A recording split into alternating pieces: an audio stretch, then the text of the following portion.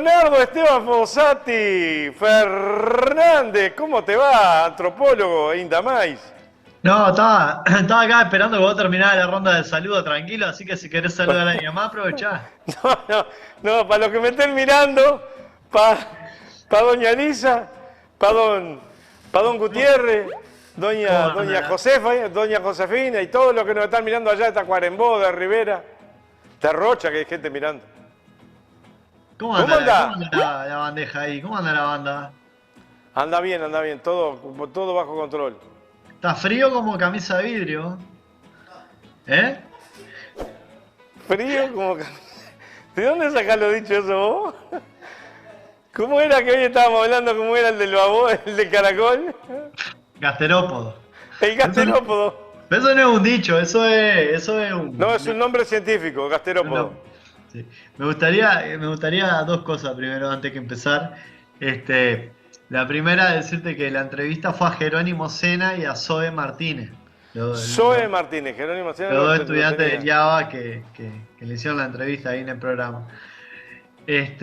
Y después que está bien que le diga románticos a Sí, Da claro. Silva, le diga románticos a los gurises porque hay una frase muy famosa que siempre que se muere alguien se le atribuyen a alguien distinto, pero en mi barrio estuvo mucho tiempo pintada en la plaza acá en Francisco Gómez y Coracero, que decía, capaz que vos la conocés, Néstor Carlos, Sí, que decía, ser joven y no ser revolucionario es una contradicción casi biológica.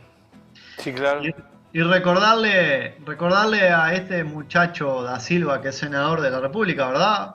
No está el muchacho y es senador porque cayó Eh, en paracaídas. Recordarle que el romanticismo fue una de las vanguardias que revolucionó el arte. Y que precisamente se caracteriza esa vanguardia. Lo que pasa es que no sabe porque esta persona generalmente, bueno, poco interés tienen por la cultura, por nutrirse. Ellos no tienen otro, ¿cómo es? No tienen otra nación que no sea el dinero, no tienen otro interés que no sea el dinero, como dice Citarrosa A veces no solo eso, a veces solamente el figuretti. dice, mentiroso, dice, ese sí que no es oriental, ni gringo, ni brasilero. Su pasión es el dinero, porque es multinacional. Mentiroso universal desde que vino a Hernandarias. Piensa que sus cuentas bancarias, ponderando a los poetas, que hacen con torpes recetas canciones estrafalarias. Decía Citarrosa. Citarrosa, el peón, ¿no es? No, 10 décimas de saludo al Décima pueblo argentino. autocrítica. No, 10 décimas de saludo al pueblo argentino. Este, pero bueno, no quería detallar y darle mucho vuelo a estos temas, ni mucho menos a Bianchi, que fue directora del liceo. Que lo único que me gustaría rescatar de Bianchi, como directora, es que en aquel entonces, preparando lo que eran las elecciones del 2005, del 2004 en realidad, que a mí me tocó hacer el último año en el bachillerato, ¿verdad? En el 2004. Recuerdo que en más de una oportunidad escuché a muchos hablar de que era una buena compañera Graciela Bianchi porque había integrado la fila, no sé si de la UJC, yo ahí no sé, pero sí seguro del Frente Amplio, y que fue una persona muy allegada a Germán Araujo y por eso eh, muchos destacaban como su labor y su dedicación a la tarea de la gestión educativa como algo positivo. Y esto lo digo porque escuché a muchos compañeros de la izquierda nuestra, ¿no? Y, y algunos de ellos, inclusive mi padre, que creo que una vez lo llamaron de la dirección del liceo porque yo estaba ahí y bueno, y me dijo que, me comentó, estábamos. O sea que no es solo Valentín. No, no, no. A mí me tocó visitaron, mi madre y mi padre visitaron varias direcciones.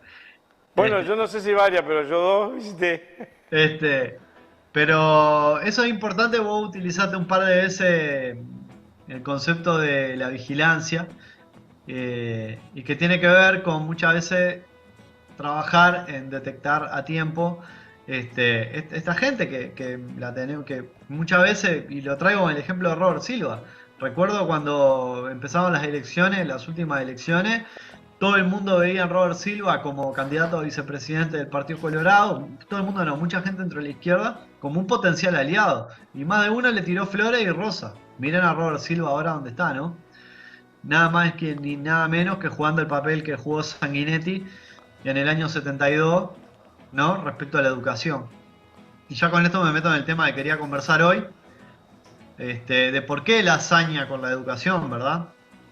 Si bien la reforma se llevó adelante y se está implementando, es importante en esto que hemos venido conversando, en cómo la derecha, y la derecha latinoamericana y la derecha mundial, actualmente permeada y utilizando el fascismo como expresión, ¿verdad?, más radical y más conservadora y más violenta, se vale de esas herramientas para imponer una ideología, que era lo que hablábamos el otro día, o una forma de ver la sociedad, que era lo que hablábamos en la otra columna anterior, cuando yo les comentaba acerca del libro que un televidente nos mandó, que había salido, y yo jugaba un poco con estos conceptos de hegemonía, subalternidad, concepción de clase, ¿no? Y cómo se construye la pertenencia y cómo en esa lucha y ese enfrentamiento de clases, la clase dominante generalmente y la oligarquía en este país intenta derramar hacia el resto de la estructura social que hay una sola forma de concebir la sociedad y la forma de concebirla es como ellos la ven. Por eso el senador Da Silva, embebido de virulencia, sale a atentar directamente contra dos estudiantes, ¿no?, que llevan adelante un proceso de lucha y que son la expresión de todo un movimiento estudiantil que está padeciendo la reforma de la educación y que no solo está padeciendo la reforma educativa, sino que también está padeciendo la violencia con la cual se está dando masa, dando palo a la educación, ¿no? Sobre todo y principalmente a la educación secundaria y primaria y a la terciaria, más atacándola por el lado de lo presupuestal, ¿no? Pero la secundaria y la primaria, donde hay una fuerte injerencia del gobierno, porque no tienen el privilegio de tener un cogobierno como tiene la universidad, donde elige sus autoridades y sus órdenes, queda más ligado muchas veces a los intereses de los proyectos de gobierno que se presentan. Porque no olvidemos que la educación es un gran formador de los ciudadanos y las ciudadanas de un país. Es importante entender que en este país que dimos a llamar Uruguay, y que no fue suerte del destino que surgiera, sino que fue el producto de un devenir de una política de atomización y destrucción de otros proyectos políticos para la región, ¿no? Y ese impulso de destrucción de los proyectos políticos, principalmente del artiguismo, el federalismo, ¿verdad?, y la concepción bolivariana de lo que era la autodeterminación, ¿no?, y la independencia de los pueblos y la libre asociación, ¿no?, se opuso claramente a los proyectos de los estados emergentes, ¿no?, europeos, que se empezaban a consolidar, ¿no?, y a fortalecer como potencias capitalistas e imperialistas. En realidad ya venían siendo imperialistas porque eran desde la época de la corona, ¿no?, y del proceso colonial, de colonización del mundo, pero en su transición a ser estados, ¿no?, ellos no prescindieron de sus territorios colonizados, ¿no?, sino que al revés, lo que hicieron fue fortalecer los lazos de dependencia, ya no con una dominación quizás militar, de conquista, aunque en muchos lugares lo han hecho, como en Argentina, que mantienen territorio que pertenece a Argentina, como las Islas Malvinas, ¿no?, bajo la presión militar, ¿no?, de la guerra, como lo hicieron en el año 82 con la guerra de las Malvinas, ¿verdad? En algunos lugares mantienen a fuerza de lo bélico la dominación, pero en otros han construido la dependencia. Y para eso necesitan tener, como yo decía en unas columnas anteriores, esa construcción de territorios que son económicamente dependientes, políticamente dependientes, ¿no?, ideológicamente dependientes. Y para eso se nutren de las oligarquías y la burguesía de estos países, ¿verdad?, que son completamente serviles porque no tienen patria, no tienen país, no tienen nada, sino que sirven al capital y a sus intereses de clase. No le interesa el bien común de la sociedad. A este gobierno, representado por los sectores más conservadores de la derecha, del espectro político de nuestro país, no le interesa la educación pública. No está llevando adelante una reforma de la educación y un ataque a la educación porque le interese. No está llevando adelante una reforma jubilatoria porque le interese la reforma del sistema provisional en Uruguay. Lo que le interesa es generar el máximo de los beneficios, ¿no? Y avanzar en la destrucción de todo lo que han sido las conquistas sociales, porque cuando los gobiernos asumen tienen proyectos políticos. Y los proyectos políticos de la izquierda en nuestro país, si bien podemos tener discrepancias respecto a muchos de los puntos, no podemos dejar de decir que han ido en clave y en consonancia de ampliar el acceso a los derechos y universalizar el acceso a los derechos, universalizar la garantía del acceso a los derechos.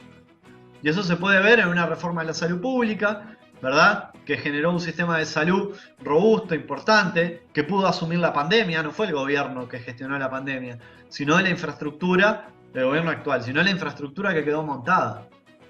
Y con la educación, claro, es uno de los puntos, como digo, como es un gran formador de lo que es la ciudadanía, ¿no?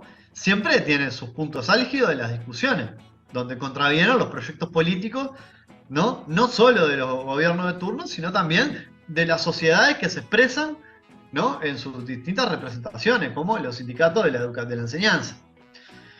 Pero claro, este gobierno no solo, intenta ir en contra de ese proyecto político que la sociedad pueda tener de la educación, sino que a su vez también intenta moldear y construir una ciudadanía dócil y sometida, con una educación completamente precarizada, a fin de que el día de mañana no exista o no se dé la posibilidad de reclamar.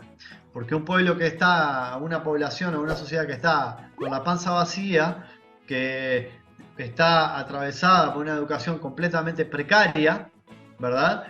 No puede generar muchas veces las mínimas condiciones de asociación o de conciencia para llevar adelante un reclamo, porque lo único que podemos aspirar es a luchar la vida cotidiana por un plato de comida, o por mejorar esas condiciones mínimamente de vida, que se expresan en otras cosas, ¿verdad? Expresan en me puedo comprar una tele, o puedo mejorar un poquito la vivienda en la que vivo. Entonces, el gobierno actual no tiene ningún interés en mejorar las condiciones de la educación. Es una mentira que el proyecto de la reforma viene a mejorar, a brindar una educación de calidad. Mentira. Sobre todo porque quienes no gobiernan no mandan a sus hijos a la educación pública. Ellos no conciben la educación como un derecho, la conciben como una mercancía. Como conciben la vivienda, no la conciben como un derecho, o como un derecho de uso y goce, sino como una mercancía más. Como un servicio que el mercado tiene que brindar. ¿Y qué termina pasando cuando nosotros dejamos liberado a las regulaciones del mercado o de la privatización de cosas tan sensibles y herramientas tan transformadoras como la educación? Es que la mayoría de la población termina accediendo a condiciones precarias de educación, ¿no? Y muchas veces, la mayoría de los casos, queda relegada y segregada. Entonces, hoy en día la batalla y la violencia que se está dando es porque no resulta en este contexto funcional, ¿no?, al sistema, que la educación, que un liceo como el IABA se levante en protesta porque un docente, o porque un director, mejor dicho, de la institución, apoyan el movimiento estudiantil. Porque no les molesta la juventud, porque le molesta y le crispa, les da tirria, les genera como una comezón importante que la población se exprese. Y como hemos dicho más de una oportunidad, tenemos una población nacional que se jacta de una sociedad que se jacta de los valores civiles, del civilismo y todo ese rollo, pero que adolece de una gran genuflexia, que tenemos muchas dificultades para movilizarnos, para protestar, para materializar una queja, para salir y asociarnos con otro vecino, con otra vecina y generar una organización mínima para establecer un reclamo en nuestro barrio. Nos cuesta montones. Y sin embargo sale la juventud, ¿no? Hoy en día, y digo la juventud por hablar de los jóvenes, ¿no?, que hoy en día están cursando distintos niveles educativos, secundario y terciario principalmente, y se muestran y vienen se muestran, primero que nada, completamente discrepantes con el Estado y con la conducción de la educación, pero a su vez renuevan la esperanza de una sociedad que se ve completamente agobiada por todos los flancos de lucha que nos abren todos los días. ¿Verdad? Que te bajan el salario por allá, que te recortan las jubilaciones por acá, que te meten tal cosa por allá, que tal otra acá. Y es todos los días, ¿no? Un incendio nuevo que se nos abre, un fogoneo nuevo que se nos abre que nos ha agobiado. Y sin embargo, el movimiento estudiantil nos ha renovado, o siempre aparece como una llama que renueva la esperanza y que nos da motivo para salir y luchar y defender lo que entendemos que es importante defender. Y le molesta. Obviamente que le molesta porque primero y principal, que hay algo que ha demostrado la oligarquía que nos gobierna en este país, les molesta que un gurí y una gurisa de 16 años tengan el nivel y la concepción y la claridad para darles un debate y una discusión y ganarle con los argumentos sólidos sin tener que recurrir al agravio, al ninguneo y al bastardeo de una discusión barata como la que quiso darle Ignacio Álvarez en su programa de televisión. Y bien pobres son, ¿por qué no van a estudiar? Exactamente, entonces eso es lo que principalmente y de fondo también les molesta. ¿Por qué? Porque ven organización, ven trabajo, ven militancia, ven gurises jóvenes que no son ninguno como gurises como los que hablan ahora. No sé qué se esperaba, un comentario completamente clasista por parte de Nacho Álvarez, ¿no? Una persona, un ser que lo hemos visto en sus videos que han circulado por todas las redes, una persona que a mí particularmente me genera mucho rechazo, ¿no? Una persona completamente servil, ¿verdad? Servil y funcional, ¿no? Pero él votó a Miere. Sí, va a votar, sí. Esto es como los periodistas deportivos, son todos hinchas de Defensor, de Racing. No, pero mirá que Miere, Nacional. cuando vos te referías a lo que dijiste, Miere es ese tipo de persona. En realidad Sí. lo es. Habló peste de Cabildo Sí. Abierto y ahora está junto Sí. con Cabildo.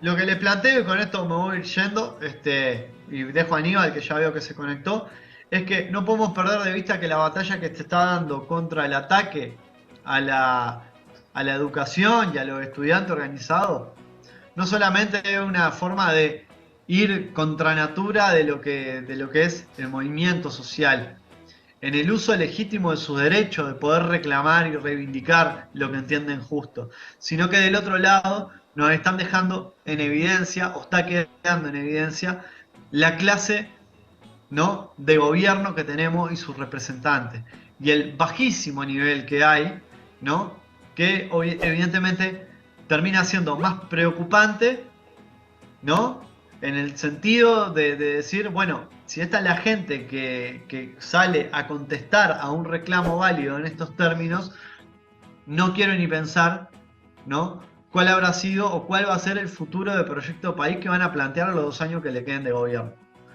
Así que bueno, con esto me voy, le dejo a Aníbal acá que lo veo que está abrigado y mateando. Y bueno, los dejo y nos vemos en breve. Hecho. Gracias por estar. Gracias por tu tiempo. Por favor, les Gracias mando un por tu saludo enorme a inversión todas y todos. Gracias por tu inversión de tiempo hacia el colectivo. Gracias.